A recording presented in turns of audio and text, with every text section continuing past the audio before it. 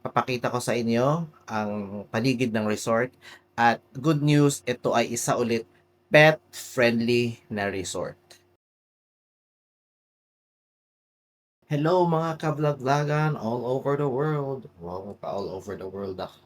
Isang magandang umaga at kagabi nga hindi na ako nakapag-vlog dahil sobrang pagod and gusto na rin namin magpahinga. Pero nandito na kami sa Bulalakaw, Mindoro Oriental. So parang kung titingnan niyo yung mapa ng Mindoro, nasa medyo dulo na siya. Sa baba na siya ng Mindoro.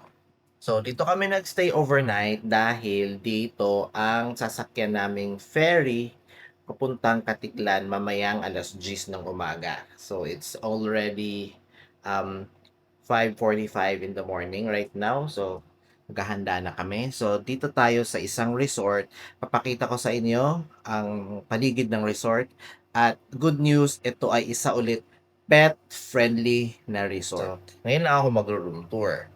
So, simulan na natin. So, ito yung pintuan. Ayan. So, pinto. Iikot lang ako. Pagpasok sa pinto, ito na yung pinaka-room. Ayan. Kita nyo. Ito yung kama. Pagpasensya nyo na kung magulo ha. Ganyan talaga pag nagta-travel. Ito na yung room. So, kasama sa room may towel. Kita nyo naman may towel. Dalawang towel yan kasi yung isang towel dun sa isang room. Kasi dalawa nga kami, di ba?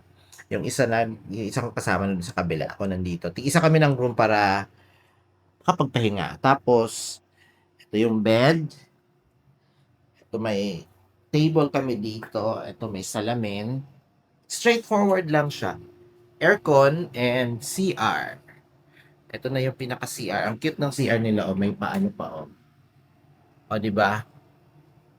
Ayan. Yung pintuan nila may pa shell pa na effect na picture. CR, ito may sink, toilet bowl at may bidet. And syempre, may shower. And ito may salamin. Salamin po yan. Ayan o. Sa likod ng pinto, salamin. So, ito na yun. Straightforward. Ito na yung pinaka-room niya. This is a single room lang. So, ayan, ginagawa namin pag nagta-travel kami, nagdadala kami ng, ayan, lalagyan niya ng cat litter.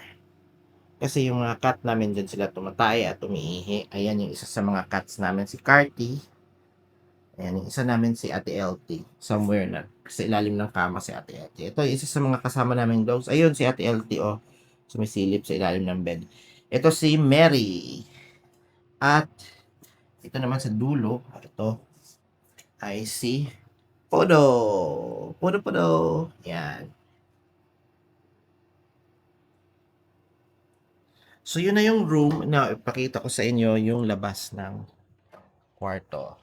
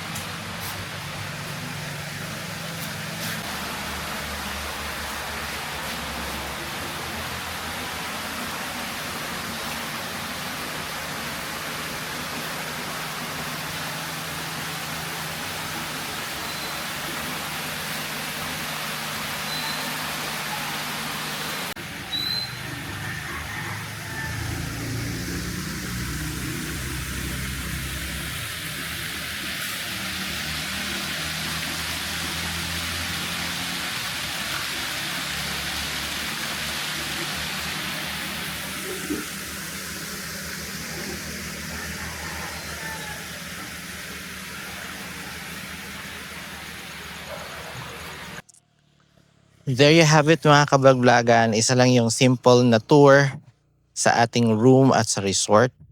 At ang tawag pala sa resort na to ay ang to. Tadang! Yan. Si Felipa Lodge and Beach Resort in Kabangkalan, Poblacion, Bulalakaw, Mindoro or Oriental Mindoro. So yan yon. Si Felipa Lodge and Beach Resort. Hindi kayo maliligaw dito kasi yung dyan sa unahan, dyan na yung pinaka-pier. Yan, dyan. Yung pagliko ng ganyan, yan na yung kanto ng pier, papasok ng pier ng Bulalakaw. Tapos ito yung highway, along the highway lang siya. Ayan, si Felipa Lodge and Beach Resort. So, if pupunta kayo ng Katiklan at dito kayo sa Bulalakaw nagbabalak na mag-take off papuntang Katiklan at ginabi kayo, dito na kayo magstay sa Felipa Lodge and Beach Resort.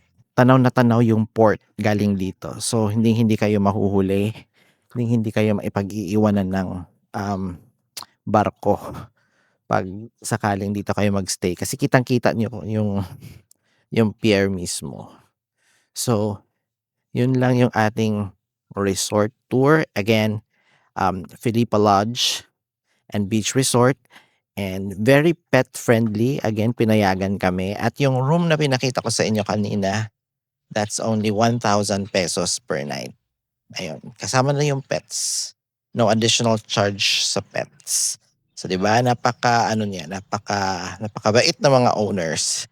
Kaya it's a good place to stay if you are going to Katiklan.